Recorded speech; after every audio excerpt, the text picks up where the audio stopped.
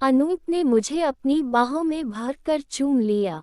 उस स्नेहित चुंबन से बुढ़ापे के शरीर में भी एक रोमांच हो उठा। लजाकर बड़ी अदा से बोली, छोड़ो भी, कोई देख लेगा। बाहों में समेटते हुए अनूप बोले, पगली, यहाँ कौन देख लेगा। चाय पीकर अनूप बोले, तुम जल्दी से तैयार हो जाओ, आज पूरा दिन ताजमहल में गुजारेंगे। कहानी शुरू करने से पहले हमारे चैनल कहानियाँ 7.4 को प्लीज सब्सक्राइब एंड लाइक अवश्य करें ताकि हमें मोटिवेशन मिलता रहे, ताकि आप लोगों के लिए नया नया कहानी लाता रहूं। आइए कहानी शुरू करते हैं। अनूप की बात सुनकर मैं जोर से ठहाका लगाकर हंस पड़ी।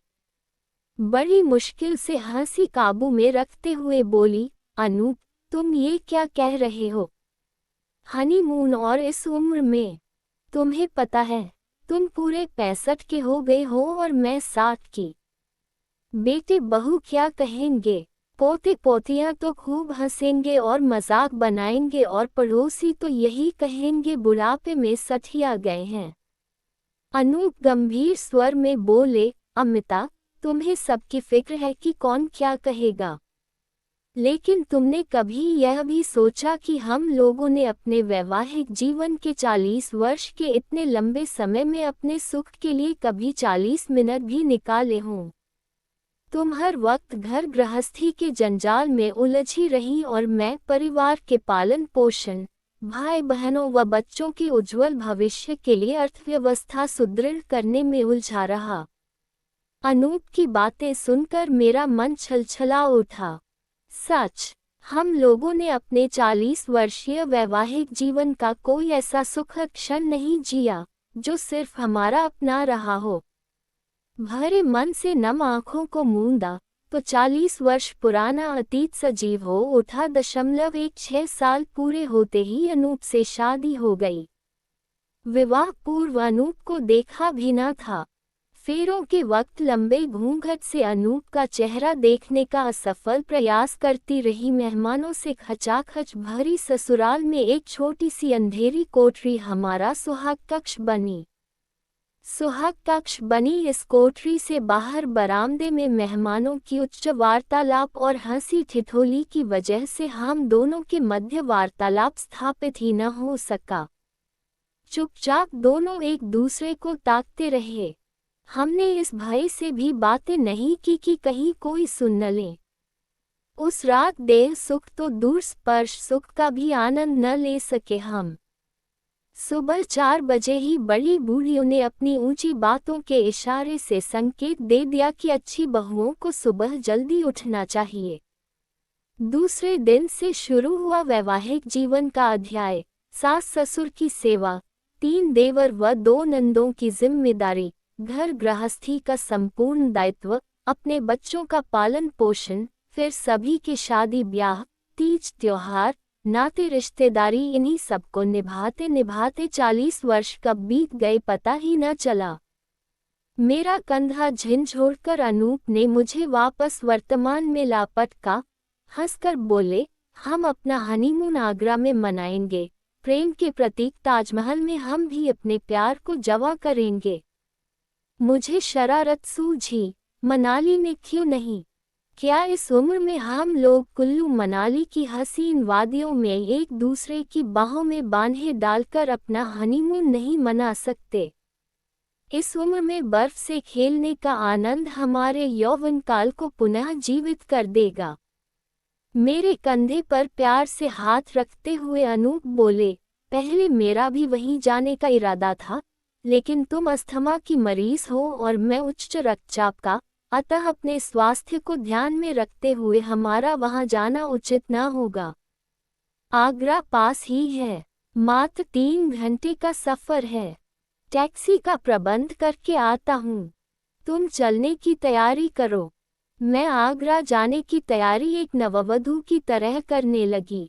अच्छी सभी साड़ियाँ रख लीं, अपनी एक स्लीवलेस सिल्क की नाइटी भी रख ली। जी, अनूप दिल्ली से काफी साल पहले लाए थे, शर्म की वजह से कभी पहनी ही न थी। अनूप ने टैक्सी का प्रबंध कर लिया। घर में जब सबको बताया गया तो वही हुआ जिसकी मुझे शंका थी। बड़े बेटे ने कहा, पापा, इस उम्र में आपका और मम्मी का घूमना उचित नहीं है। कहीं तबीयत वगैरह बिगड़ गई तो।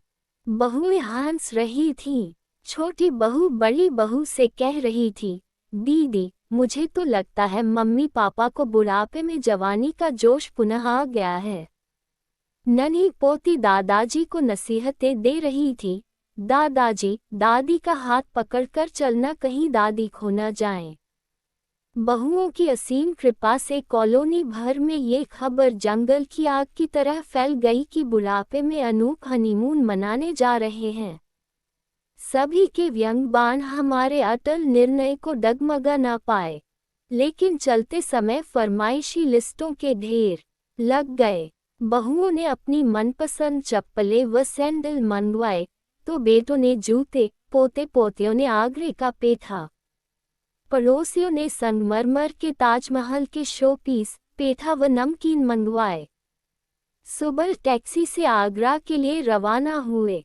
40 वर्षों में पहली बार हम दोनों अकेले यात्रा का आनंद ले रहे थे।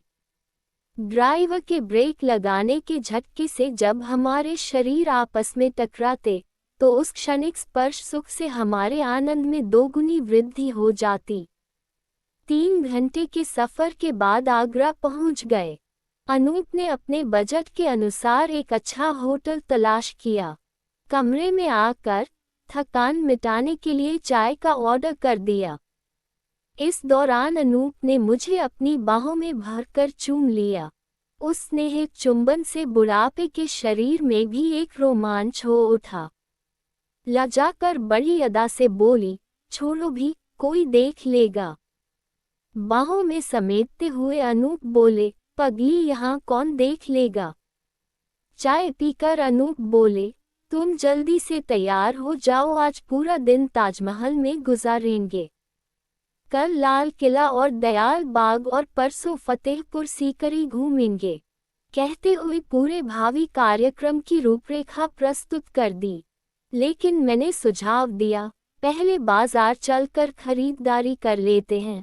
जिसने जो कमरे मंगाया वह आज ही खरीद लेते हैं। बाद में कहीं खरीद नहीं पाए तो सभी लोग नाराज हो जाएंगे। अनूप को मेरा सुझाव पसंद आ गया। शॉपिंग बैग लेकर निकल पड़े बाजार।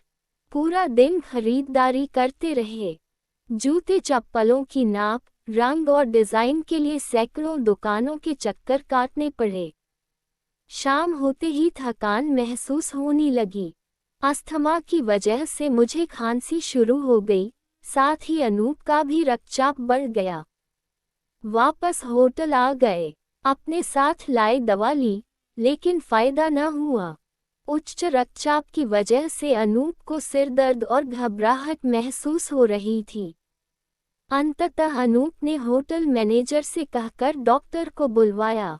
डॉक्टर ने चेकअप करने के बाद हमें उचित सलाह देते हुए कहा, अगर आप लोग आगरा घूमना ही चाहते हैं तो ये दवाएं लेकर यहीं 8-10 दिन आराम करने के बाद ही घूमिएगा। इस हालत में घूमने से आप दोनों की तबीयत और बिगड़ सकती है।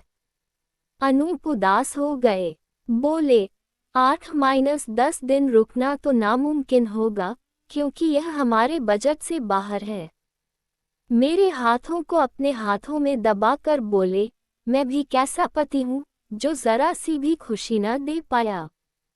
मैंने अनूप के मुंह पर हाथ रखते हुए कहा, कैसी बातें कर रहे हो। हम दोनों ने आज पूरा दिन एक साथ बिताया, ये क्या कम है। अनूप की आंखें भर आईं। मुझे अपनी तरफ खींचकर सीने से लगा लिया। पूरी रात ढेरों प्यार की बातें होती रहीं। भविष्य के सुनहरे सपने बुने।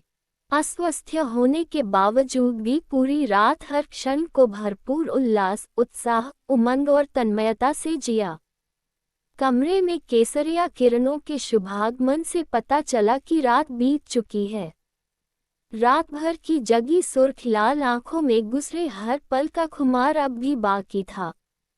नववधू की तरह लजाक कर उठी, तो अनूप ने इशारे से मुझे अपने पास बुलाया और कान में फुसफुसा कर कहा, हनीमून कैसा रहा? मैं लाज से दोहरी होकर अनूप के सीने से पुनः लग गई।